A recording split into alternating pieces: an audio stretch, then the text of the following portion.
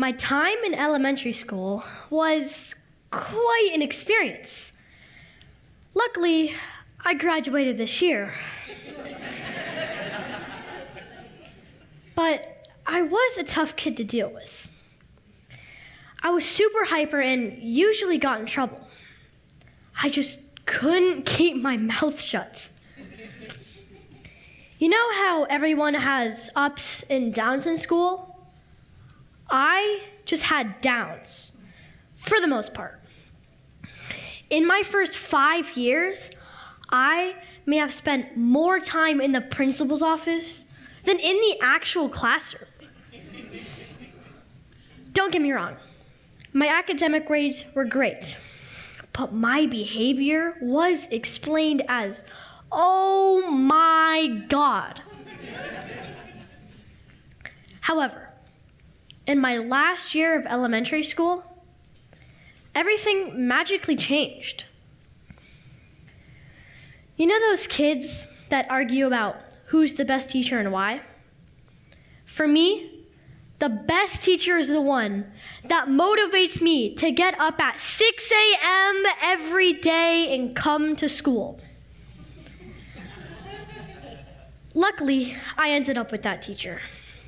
She loved her job. She actually, believe it or not, made school fun.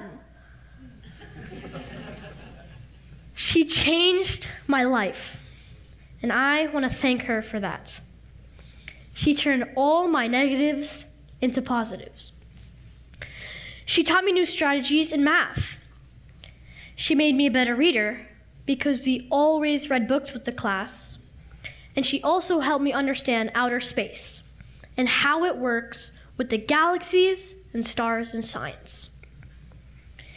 She focused on the positive side of me and convinced me that I have the skills to become a leader. So I tried it out. And I got elected by my class to become a student leader. Thanks to all the girls who voted for me, because not a lot of boys did.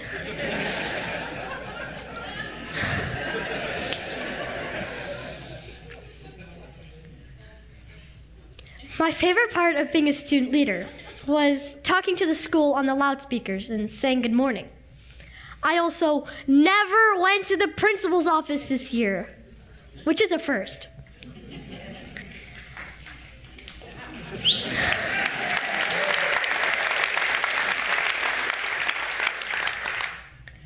My teacher always came up with really fun games that were relevant to what we're learning.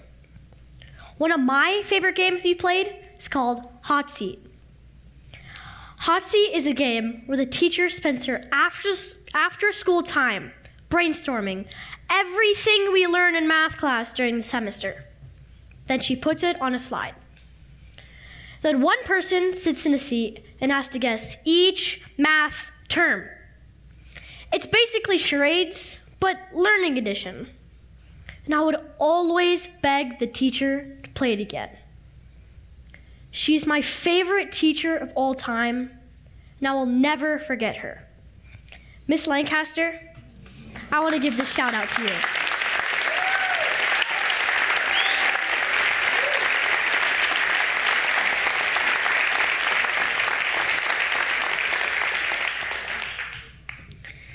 Don't we need more teachers like her?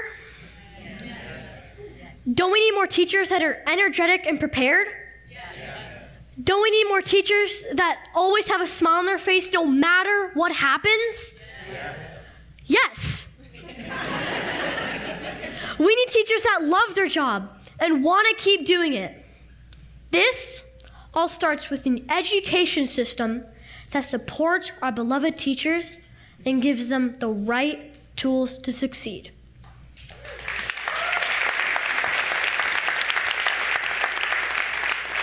Teaching should be the most respected and supported profession of our time.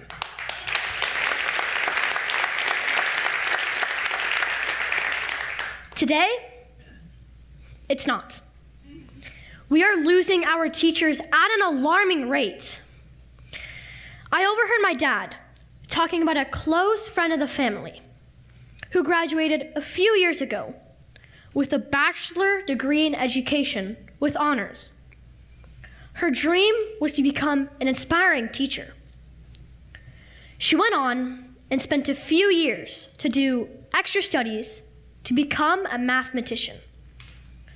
Later that year, she started looking for jobs as a teacher.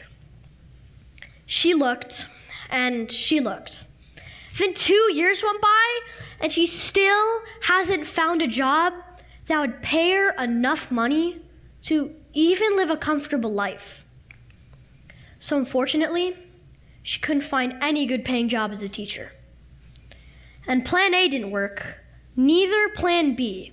So she went to plan Z and actually changed her career and found a job as a computer programmer.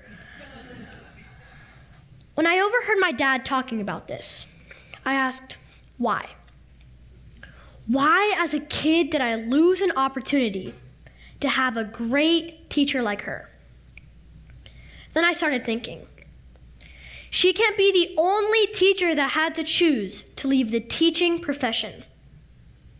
There must be so many other great teachers in math, science, and literature that we lose every single year for the same reason.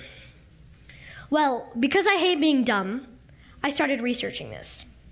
As you can see in the slide, which displays the latest PISA test, which stands for the Program for International Student Assessment, it turns out the green section includes all the countries that made it above 500, or average in maths, science, and literature.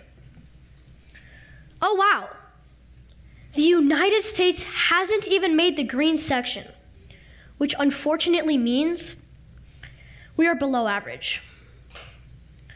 Let's all take a look in the orange section. The US is ranked number 31 in the world. But this is the United States of America. This is the greatest country in the world. And I'm confident that we can do better. We need our government to support our teachers in every possible way, like paying them fairly, giving them newer textbooks instead of those old ones from like 1993.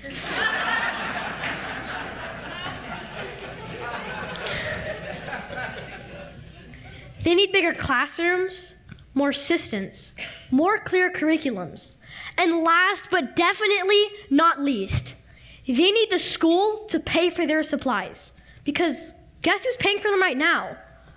Oftentimes, the teachers are paying for them. But they're not even getting enough money to begin with. Are we punishing our teachers? Actually, I found out that some teachers have a GoFundMe page so people can donate the money to buy supplies for the classroom. I mean, it's really smart. But the teachers should be spending their quality time doing all that work, raising all that money, just for us to get the right tools to learn. While the school should be taking care of all that. In 2019, OECD released data that reveals the average American teacher makes a starting salary of about $41,000 a year and $67,000 for a veteran teacher. I mean, I asked my dad what $41,000 as a salary could get me if I wanted to become a teacher. And he said, that won't even qualify you for a one-bedroom apartment in many places.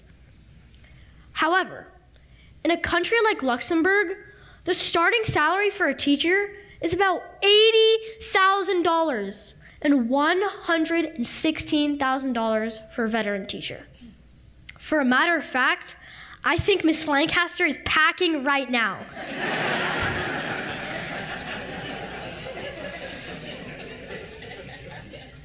The success of my generation starts with skilled and passionate teachers.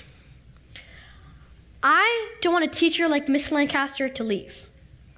Neither for us to lose the potential of a great teacher like the family friend I talked about.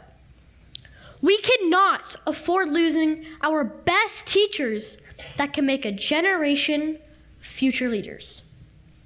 So, what can we do about this?